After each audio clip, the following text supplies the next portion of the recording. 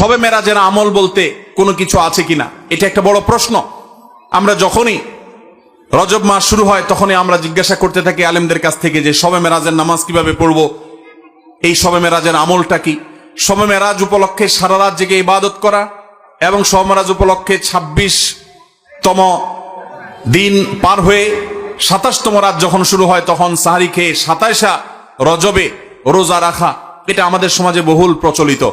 অথচ ভাইরা আমার, যেটা আমরা শুরুতে বলেছি, রজব মাসের 27 তারিখে নবী সাল্লাল্লাহু আলাইহি ওয়াসাল্লামের মেরাজ হয়েছে এমনটি নিশ্চিত কোনো বিষয় নয়। নবীজির মেরাজ হয়েছে সেটা মহাসত্য, সেটা চরম সত্য। সেটা কি রজবে হয়েছে, নাকি সেটা রবিউল আউয়ালে হয়েছে, নাকি রমাদানে হয়েছে, নাকি শাওয়ালে হয়েছে, 15-16টি মত আছে ইতিহাসবিদদের। যদি ধরেও নেই আমরা রজবের এই 27 তারিখেই হয়েছে, যেমন কোন কোন ইমামগণ বলেছেন, সে আলোকে যদি আমরা ধরেও নেই, তারপর আমরা বলবো নবী সাল্লাল্লাহু আলাইহি সাল্লামের মেরাজ হয়েছে হিজরতের আগে। এরপর নবী সাল্লাল্লাহু আলাইহি সাল্লাম প্রায় 11 বছর বেঁচে ছিলেন।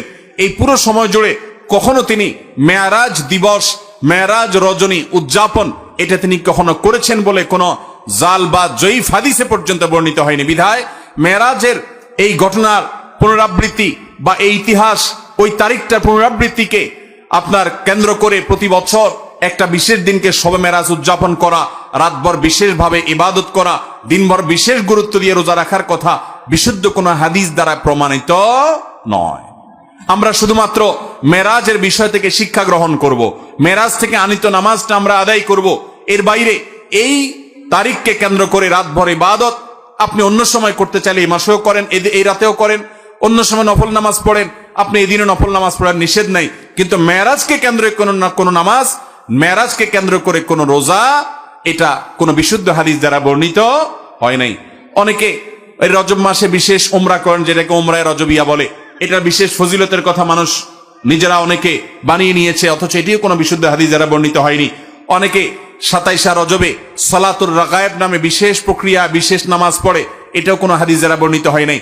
আল্লাহ কোরআনে বলেছেন, মা আতাকুমুর রাসূলু ফাখুযু ওয়া মা নাহাকুম আনহু ফান্তাহু, তোমাদেরকে রাসূল যা দিয়েছেন সেটা আঁকড়ে ধরো, যা নিষেধ করেছেন সেটা থেকে তোমরা বেঁচে থাকো। মন গড়া কোনো আমল করলে সওয়াব তো হবেই না, উল্টা বরং গুনাহ হবে। আমাদের সমাজে অনেক মানুষ আছেন যারা আজকাল এই সমস্ত কথা শুনলে বলেন যে এটা নাই সেটা নাই, কিছু লোক বাইরে হয়েছে, এটা নাই সেটা নাই শুধু বলে। ভাইরা বাবারা আমার, কোরআন এবং হাদিসে যদি থাকে আপনি 100 বার আমল করেন, আপনি একটু দেখেন, একটু যাচাই করেন, একটু চেক করেন। কোরআন হাদিস অনুবাদ হয়ে গেছে, বইফোর কোনো বই পুস্তক নয়, হয় কোরআনে আর নবী করিম সাল্লাল্লাহু আলাইহি ওয়াসাল্লামের কোনো হাদিসে। ইসলাম ফাউন্ডেশন প্রায় সবগুলো বইয়ের অনুবাদ করেছে, বড় বড় প্রসিদ্ধ হাদিস গ্রন্থগুলো। আপনি চেক করে দেখেন যে মেরাজের রাতকে কেন্দ্র করে, মেরাজের দিনকে, দিবসকে কেন্দ্র করে কোনো আমল সাহাবা ইকরাম করেছে কিনা, নবী সাল্লাল্লাহু আলাইহি ওয়াসাল্লাম করেছে কিনা। তিনি যদি করে আপনি কেন করবেন না? আর যদি তিনি না করেন তো মনে রাখবেন, দেখতে মনে হয় নামাজ ভালো জিনিসই তো, আবার এখানে বাধা কেন? অনেকে বলেও যে রাত্রে মানুষ নামাজ পড়বে, চুরি তো করবে না, গান তো শুনবে না, তাহলে কিছু হুজুররা বাধা কেন দেয়? ভাইরা আমার, নামাজ আপনি পড়েন, এটাতে কোনো সমস্যা নেই, কিন্তু এই রাতে কোরআন হাদিসের নির্দেশ, ইসলামের নির্দেশ মনে করে যদি কোনো কাজ করেন, অথচ ইসলাম আপনাকে নির্দেশ করে নাই, তাহলে সেটা হলো মন গড়া আমল। মন গড়া আমলকে বলা হয় বেদাত, আর বেদাত হলো গোমরাহি, ভ্রষ্টতা।